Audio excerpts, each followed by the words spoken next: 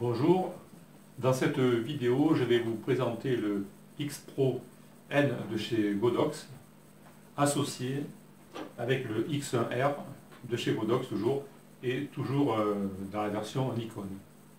Alors pourquoi je fais cette vidéo? Ce n'est pas une vidéo de plus sur le X-Pro, il y en a plein sur YouTube. J'ai simplement voulu faire une vidéo où je vais vous expliquer comment il fonctionne avec des flashs Nikon. Comment récupérer les réglages, comment régler votre flash et comment aussi régler le zoom, etc. Comment ça fonctionne. Car la plupart du temps, il y a des zones d'ombre, on ne sait pas si toutes les fonctions vont être bien respectées, etc. Donc c'est ce qu'on va tenter de voir dans cette vidéo. Alors tout d'abord, avant de commencer, je tiens à dire que ma chaîne YouTube n'est pas sponsorisée, il n'y a pas de publicité dessus, elle est entièrement libre et le matériel ici que je vous présente, c'est du matériel qui m'appartient, je l'ai acheté. On ne me l'a pas envoyé pour dire du bien, donc je dirai ce que j'en pense. Bon, ça tombe bien que j'en pense du bien, mais sachez que cette vidéo est absolument libre, elle n'est pas conditionnée par un sponsoring quel qu'il soit. Alors pourquoi j'ai choisi d'adopter ce matériel? Auparavant, j'avais déjà essayé plusieurs types de matériel différents. Alors on a forcément à la vieille cellule ici, vous avez dû connaître ça, c'est la cellule optique qui déclenche un flash. Bon, ça c'est vraiment une antiquité. Après, il existe des petits déclencheurs comme ceci. Donc, là c'est la marque Newer. Ils font à la fois récepteur et transmetteur. Donc on peut en mettre un sur l'appareil, comme ceci. Condition de bien le dévisser, voilà, et on en prendra un autre qui sera réglé en tant que récepteur sur le flash. Alors ça fonctionne, mais ça ne fait que transmettre. C'est-à-dire que c'est comme un interrupteur en fait. On n'a pas de réglage qui se propage. On n'a absolument rien. C'est vraiment le plus simple. Des machins comme ça, vous en trouvez des lots. Là, je crois que j'en avais acheté 5 pour 30 ou 40 euros. Donc c'est vraiment dérisoire comme prix. Ensuite, on a pareil, le même principe, un peu plus sophistiqué. Alors ici, c'est toujours de la marque Newer. Donc ils font à la fois récepteur et transmetteur. On peut les régler suivant le cas. Et ceux-là, ils vont transmettre le zoom. Lorsque l'on zoome au niveau de l'appareil, ils vont transmettre la commande du zoom à l'appareil. Et ils vont aussi transmettre le TTL, etc. Donc c'est un peu plus sophistiqué. Mais le problème, c'est qu'on est obligé, avec ça, on est obligé de faire le réglage au niveau du flash. Donc si vous avez le flash sur une perche, sur une girafe à 2 mètres de haut, il faut prendre un escabeau, aller sur le flash et régler le flash, donc c'est vraiment pas pratique. Ensuite, on avait le système Nikon propriétaire, donc le SU800, donc lui qui est vraiment adapté à Nikon, c'est propriétaire. Et lui par contre, alors les deux premiers, j'ai oublié de vous dire, ça c'est transmission radio, les deux premiers que je vous ai montrés. Là c'est une transmission infrarouge, ça fait partie du système Nikon. Donc l'avantage c'est que c'est propriétaire. On peut régler les réglages TTL, manuel, etc. à partir du commandeur ici. Les inconvénients, c'est un système de transmission infrarouge. Donc si vous avez le flash qui est gêné au niveau d'un obstacle, si par exemple vous mettez le flash derrière un caisson pour faire un éclairage indirect, etc., il peut y avoir des problèmes de transmission. Donc ce n'est pas vraiment l'idéal, et c'est pour ça que j'ai voulu adopter le système Godox avec le X-Pro.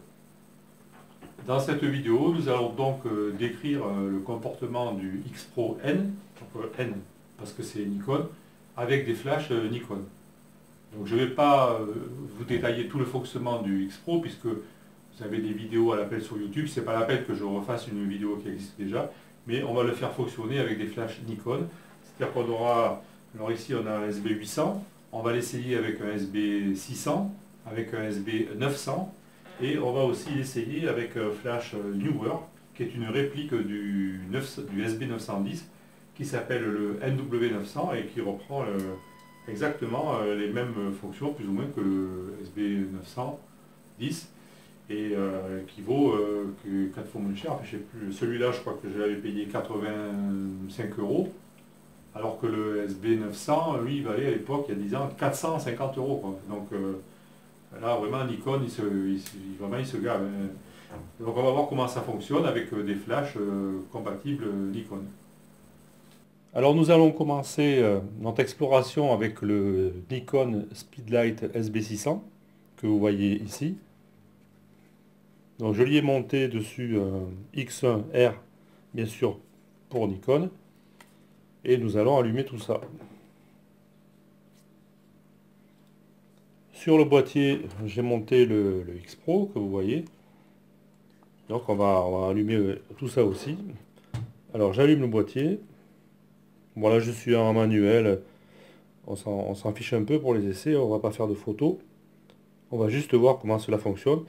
Ensuite, je vais allumer le X Pro ici. Donc il a son bouton on-off ici. Donc je l'allume. Et ici, je vois son écran. Alors au passage, j'ai fait une petite modification pour que les vidéos soient plus confortables.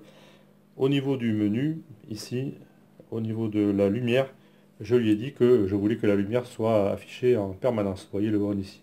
Ça évitera qu'il se mette en veille pendant que je tourne la vidéo. Et c'est un peu gênant pour vous. Mais bon, en temps normal, après, à vous de voir si vous utilisez ou pas cette fonctionnalité. Il faut savoir que quand vous avez la lumière permanente comme ça, lorsque l'appareil va se mettre en pause au niveau de la mesure, quand on le réveille, ça rallumera l'écran. Donc, le boîtier avec le X Pro est prêt. Maintenant, je vais allumer le flash. Et ensuite, je vais allumer ici le X1R, le récepteur. Et vous entendez un petit bruit, vous avez dû entendre le zoom du flash. Et j'ai fait exprès d'allumer dans cet ordre, parce que lorsqu'on allume le récepteur ici, il va envoyer un signal au flash et ça va l'initialiser au niveau du zoom. On verra tout à l'heure l'importance de ce que je viens de faire. Donc tout est allumé maintenant. Le fonctionnement est assez simple. Vous avez des groupes. Ici nous avons 5 groupes à notre disposition par défaut. Le X Pro peut aussi être configuré pour avoir 16 groupes. Dans le menu, vous pouvez mettre 16 groupes. Mais à ce moment-là, les groupes ne fonctionneront que en manuel. Lorsque vous avez 5 groupes, comme ici, vous pouvez avoir jusqu'à 3 groupes qui fonctionnent en TTL et les 2 autres en manuel. Ça, il faut le savoir, c'est pas évident. Ensuite, pour faire communiquer les deux, on va avoir besoin de s'accorder. Alors là, si je regarde le X Pro ici, alors, je ne sais pas si vous voyez bien avec alors, je vais laisser comme ça. Voilà, nous avons ici le canal 3 qui a été choisi ici, mais je pourrais très bien le changer. D'ailleurs, à titre d'exercice, je vais le changer. Donc, pour changer de canal, il suffit simplement de faire un appui long sur le bouton ici, Zoom Channel. Et à un moment donné, on va voir la surbrillance, et là, on peut changer le numéro du canal avec la roue. Ici, on appuie sur 7 pour le confirmer. Et bien sûr, maintenant, je ne suis plus en correspondance ici avec le récepteur. J'ai le canal 3 ici qui s'affiche, donc je vais ici en appuyant sur le bouton CH qui correspond à Channel. Donc là, je vais... Alors là, normalement, si j'ai fait un appui long, oui, ça c'est parce qu'il y en a 32, je crois. Donc il faut que je fasse dérouler, et puis vers la fin, voilà, faut que je fasse attention de ne pas déborder, 31, 32, et maintenant je reviens sur le canal 1. Voilà. Donc là, j'ai mis le canal 1 partout, et le flash, je vais le laisser sur le groupe A, et maintenant je vais faire les réglages au niveau du contrôleur.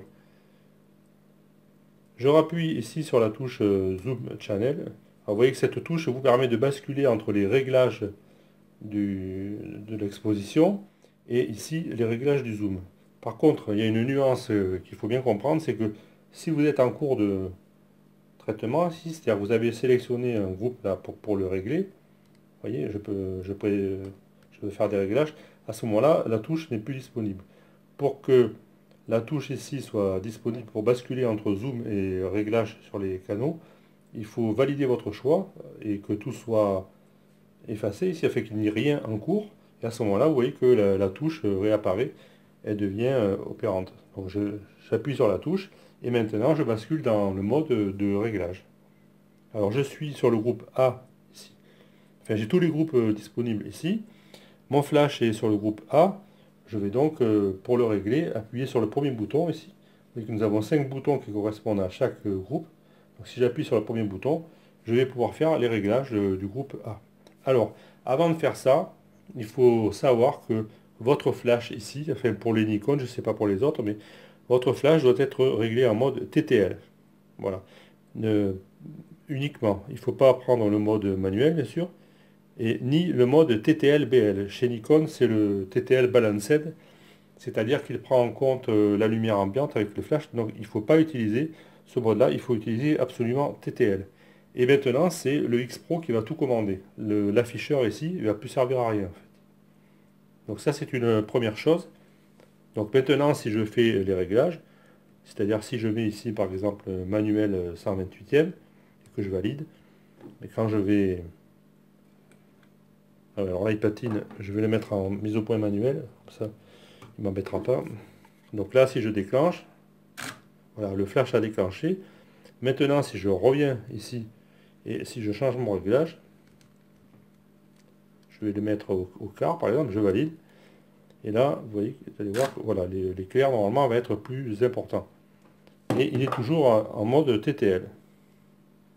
Alors, les réglages disponibles, si j'appuie ici, donc, avec le bouton mode, on a soit arrêt du flash, c'est-à-dire que le flash il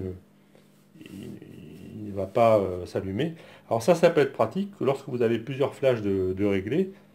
Si vous voulez faire vérifier l'importance, l'impact de chaque flash, vous pouvez, par exemple, si vous en avez trois, vous en éteignez deux ici, puis vous allez voir l'effet d'un seul flash.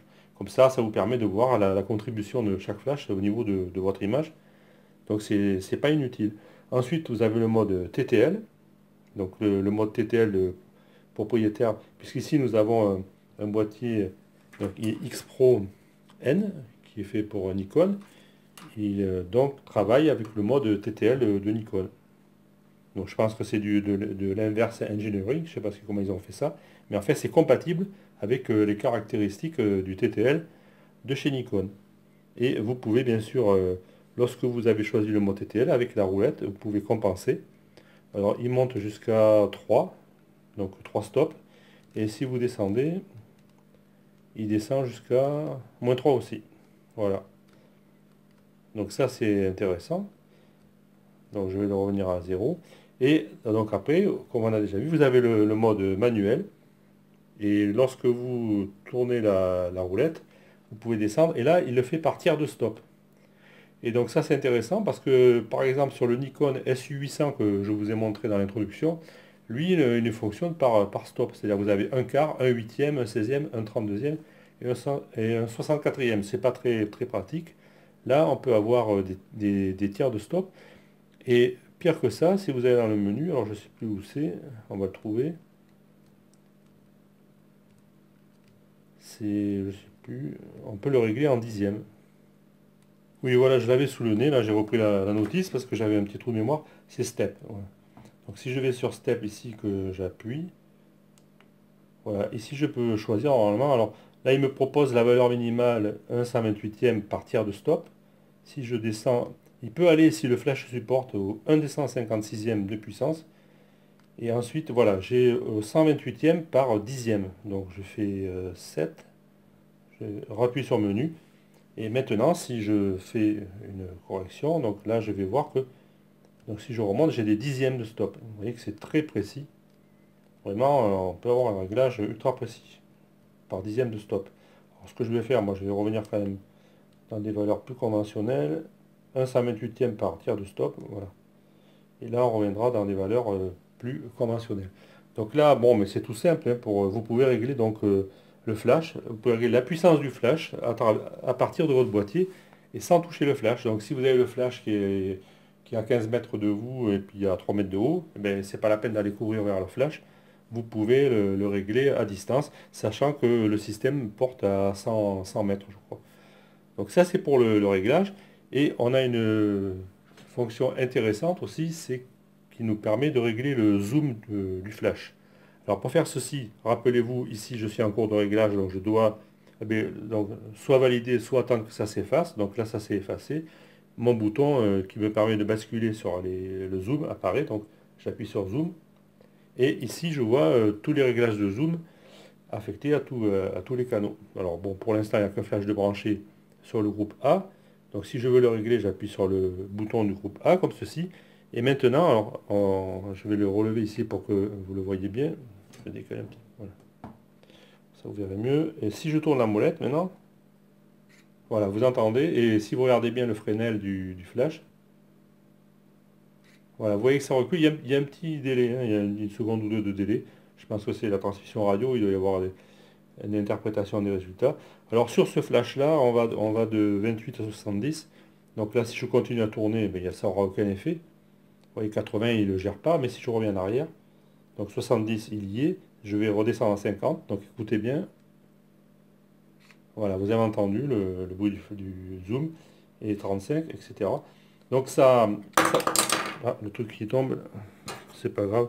Donc ça fonctionne tout seul.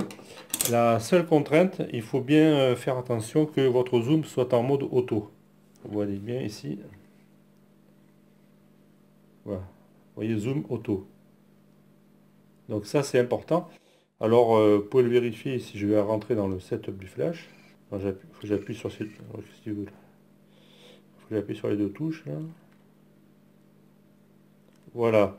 Donc si je rentre dans le setup, vous voyez que zoom manuel, je l'ai mis en off. Donc ça, c'est important. Et par contre, si jamais vous modifiez le réglage du zoom manuellement, donc là, vous voyez ici, on va vérifier, ça continue à marcher. Voilà, ça marche. Je suis à 50. Par contre, maintenant, imaginons que vous modifiez le réglage du zoom. Vous voyez, je le fais manuellement, donc j'appuie 24, je rappuie 28, etc. À ce moment-là, ça ne va plus marcher maintenant, au niveau du boîtier X Pro. Et là, maintenant, je tourne, ça ne marche plus, parce que vous l'avez désynchronisé. Il n'est plus en automatique. Et le problème, c'est que pour revenir, on va être obligé d'éteindre et de rallumer le flash. Alors, je vous ai dit tout à l'heure, il y avait un ordre. Donc, normalement, je pense qu'il suffit d'éteindre et de rallumer le récepteur, peut-être, on va voir.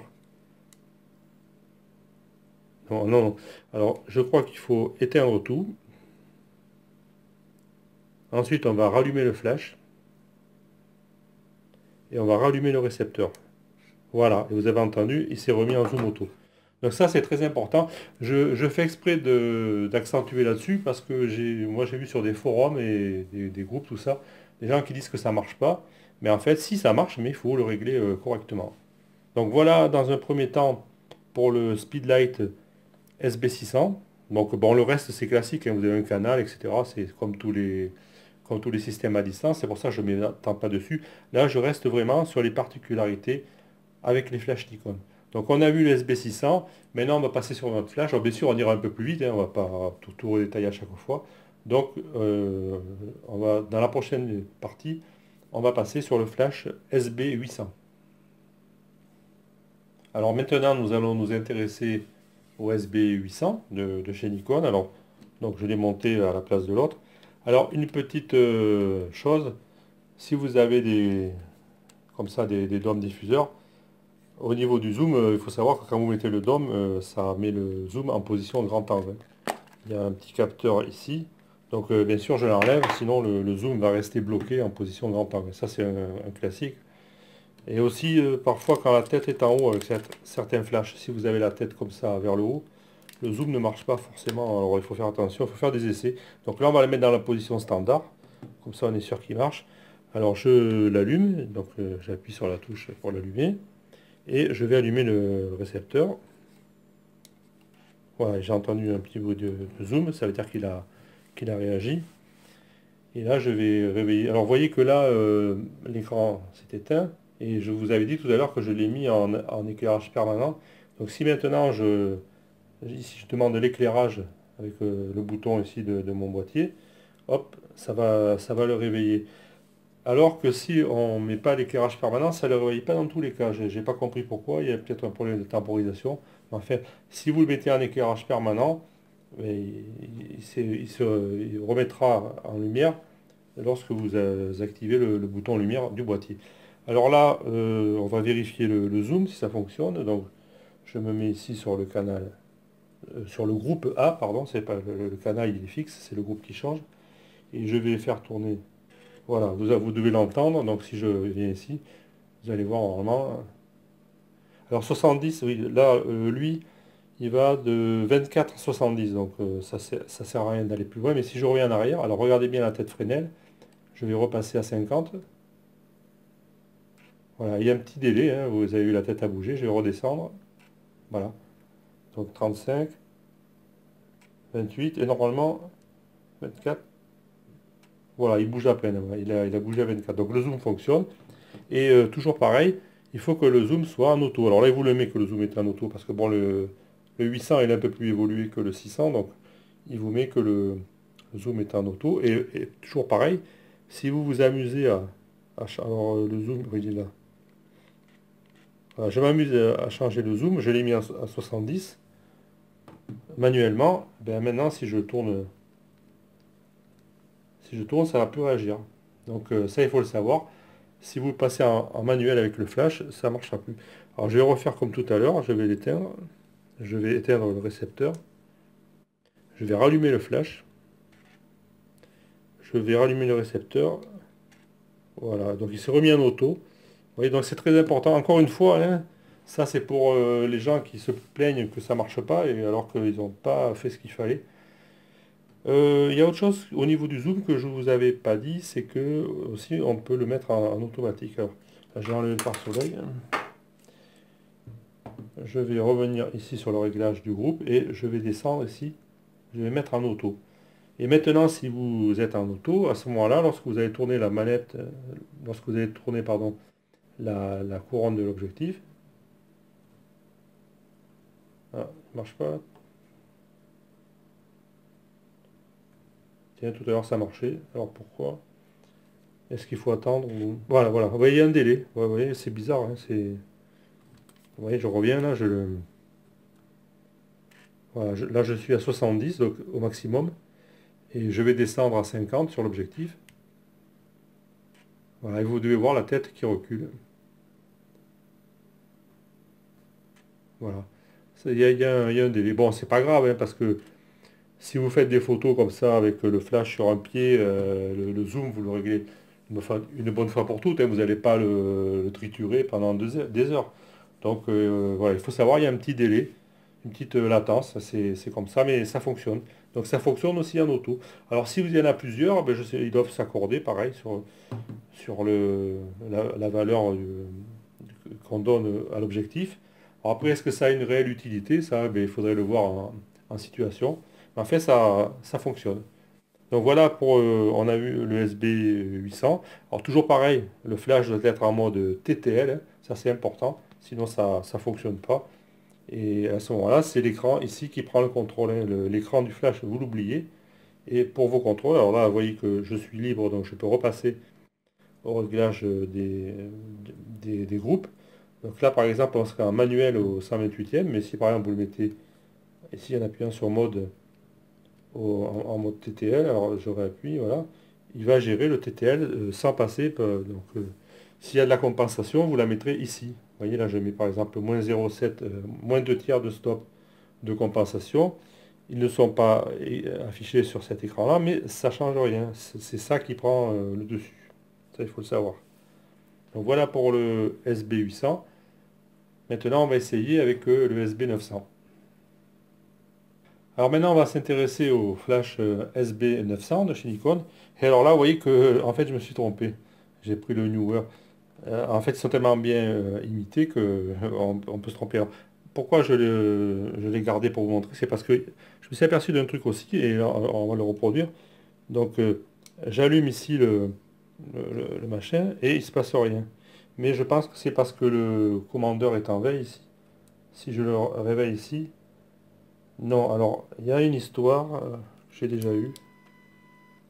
Je crois qu'il faut allumer le flash et le rallumer. Voilà, vous voyez, j'ai allumé le flash, j'ai rallumé. Bon, il peut y avoir des fois des problèmes, mais comme ça, c'est-à-dire que je l'avais allumé et puis il avait pas réagi. Donc il suffit d'éteindre un truc, de rallumer, bon, c'est pas grave, hein. Alors je vais mettre le SB 900, donc je mets en pause la vidéo et je change le flash. On va faire dans l'ordre. Voilà, alors ce coup-ci j'ai bien mis le SB 900, hein, vous voyez, c'est marqué là. Alors le SB900, ça peut être une réussite parce que c'est un flash qui avait des problèmes de chauffe et qui se mettait souvent en sécurité. Moi je sais que personnellement, celui-là, le jour d'un baptême, j'étais en train de faire des photos en plein milieu d'une église, là. Ben, le truc s'est foutu en surchauffe et donc heureusement que j'avais un deuxième flash dans mon sac, sinon ben, j'aurais pas pu faire de photos. Donc en fait c'est un flash dont je me méfie un petit peu.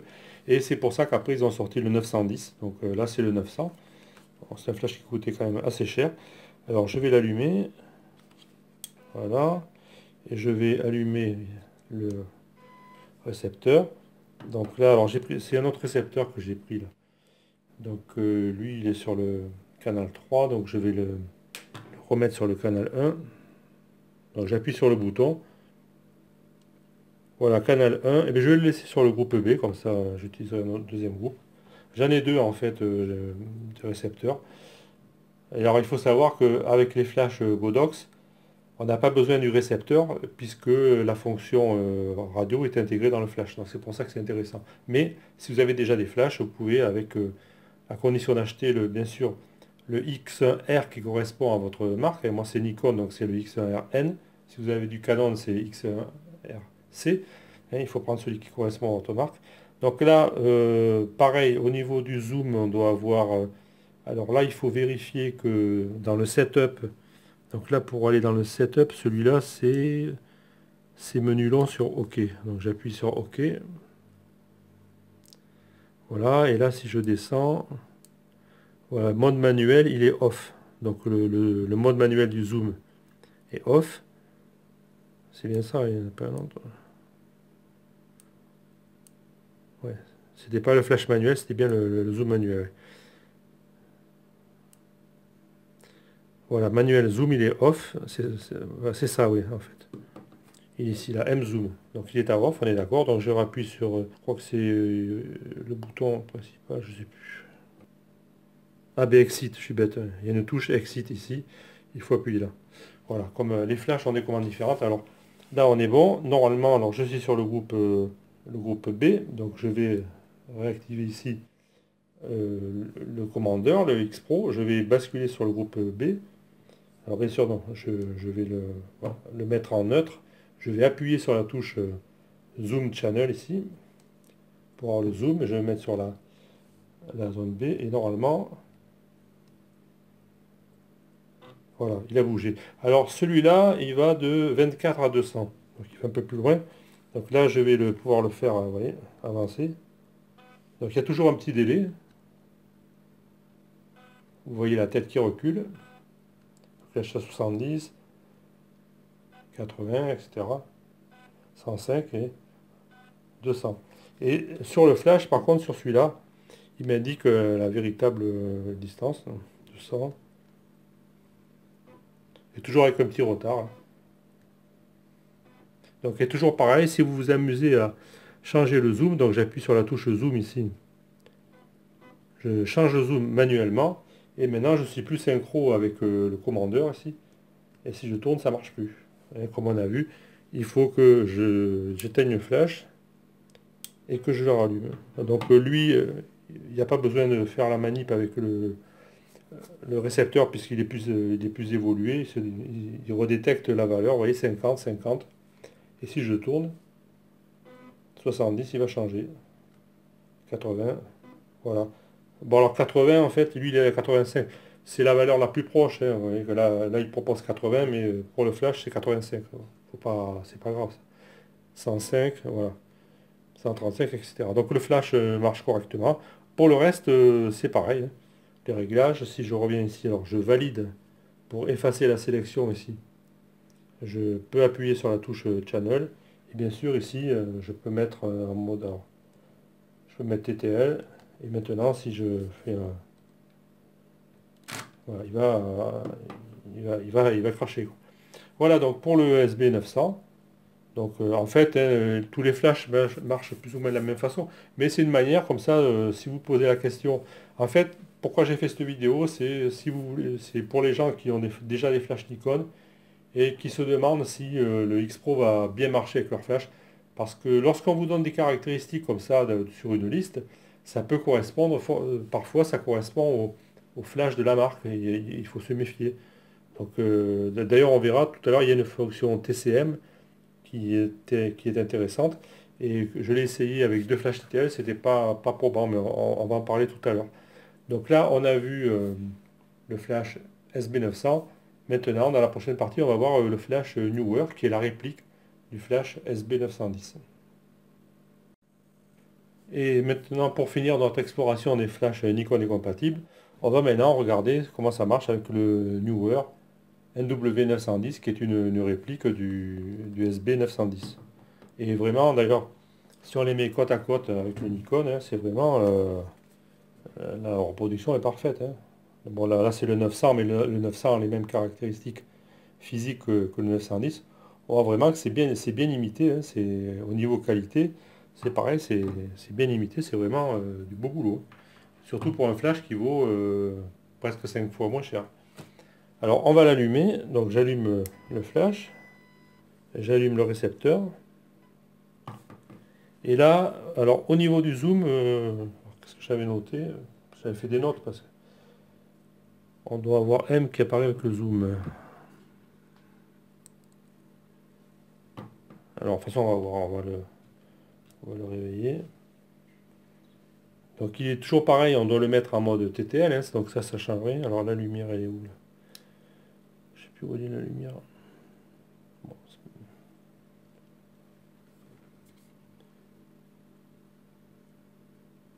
me rappelle plus. Bon, on va s'allumer. Alors on va tester le zoom. Donc je me mets, donc je suis toujours sur le groupe B ici, le canal 1. Donc j'appuie. Alors non, il faut que je libère le réglage, que j'appuie sur la touche zoom channel et au niveau voilà du zoom.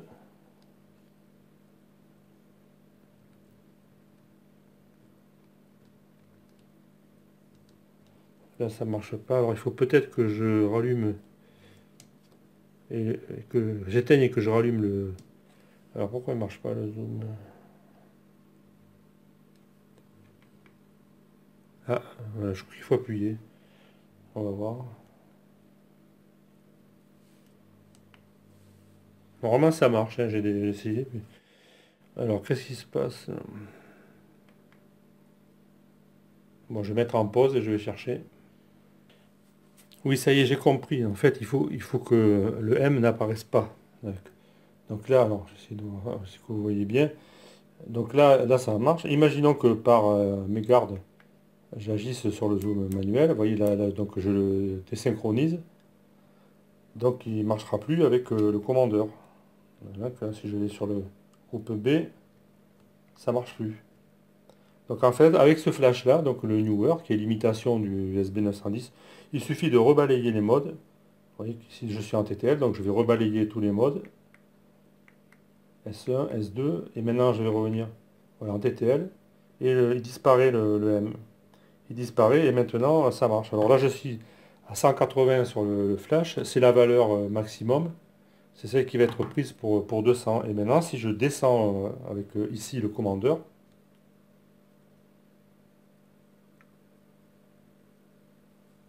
alors est-ce qu'il faut que je l'éteigne et que je rallume?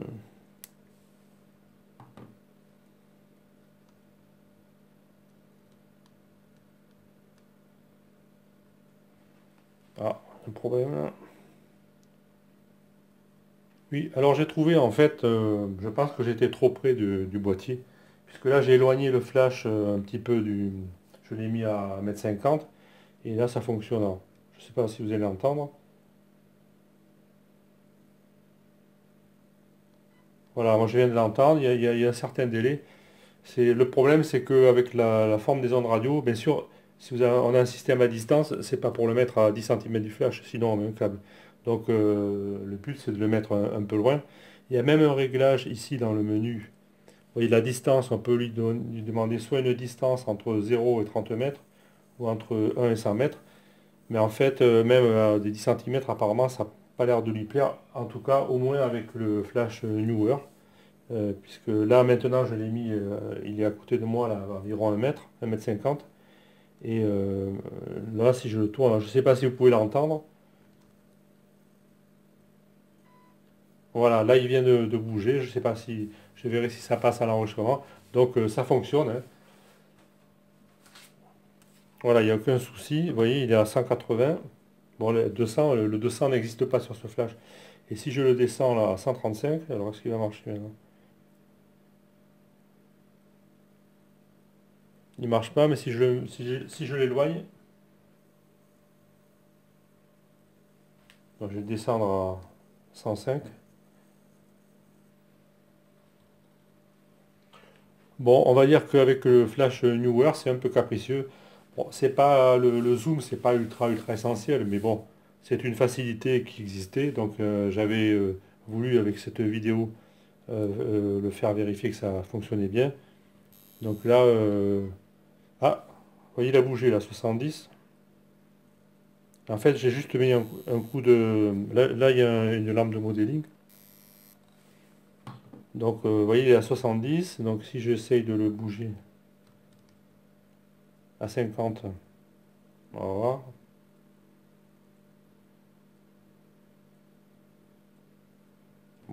Par contre, si j'appuie sur la lampe, voilà, vous voyez, après, le fait d'avoir activé la lampe, il repasse. Alors, peut-être qu'il faut que le flash soit déclenché pour que ça soit mis à jour. Peut-être qu'il faut donner un coup de flash.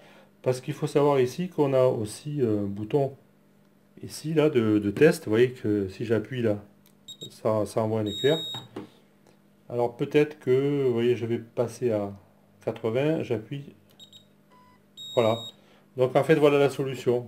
Il faut peut-être envoyer un coup de flash pour que, je pense que la transmission n'est peut-être pas automatique. Même lorsque l'on fait un réglage ici, donc là je valide hein, puisque j'ai un choix.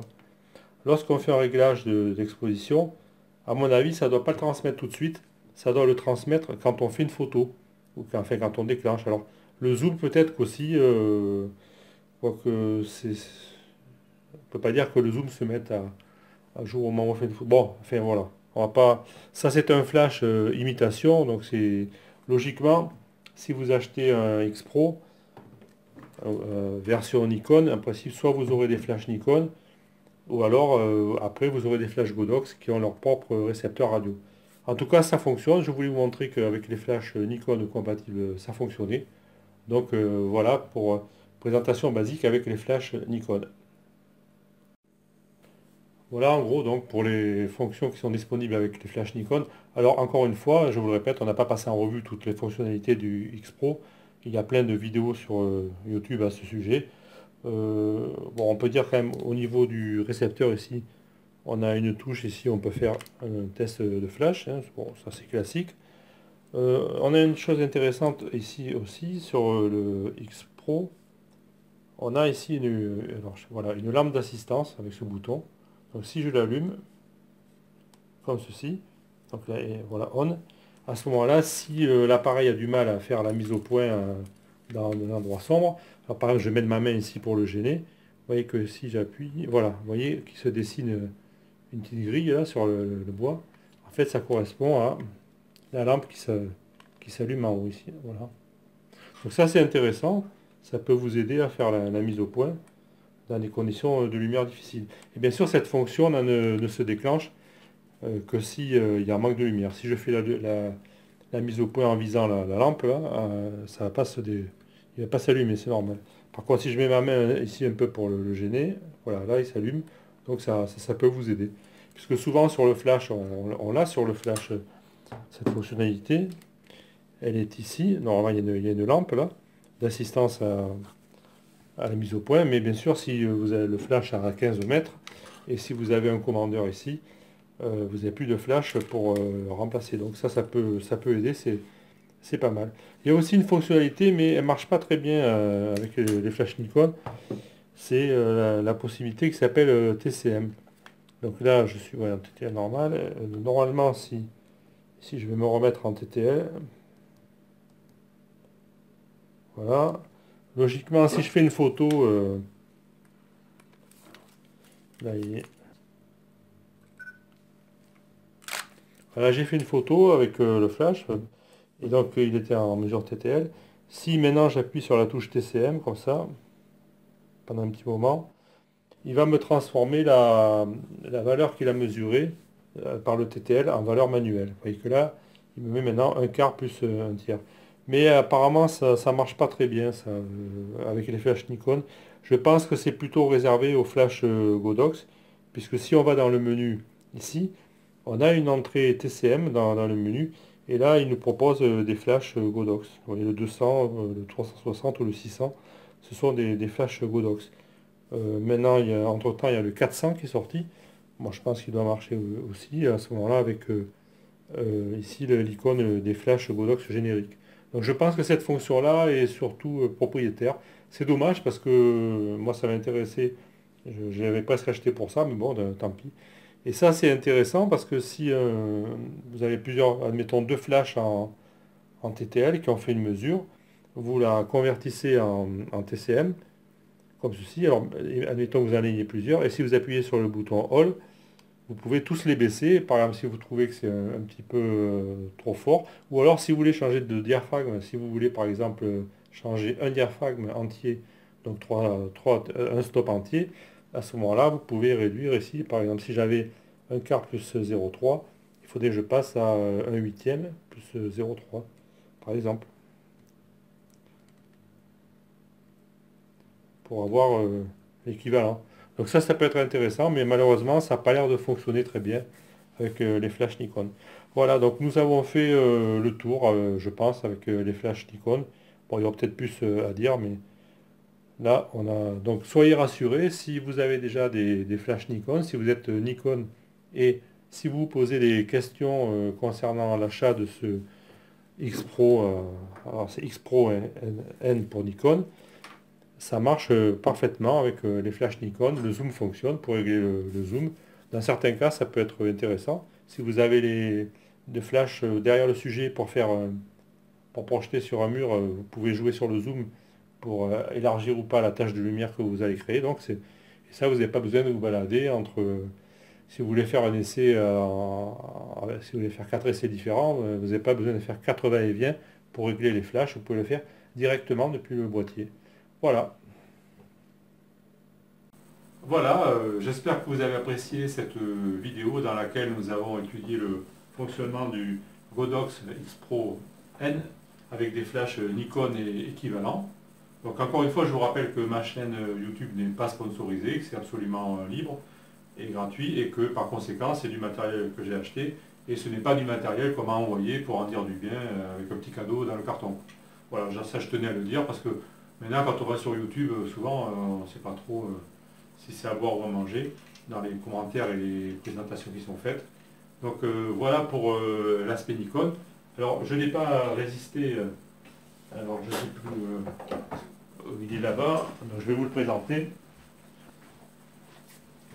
Voilà.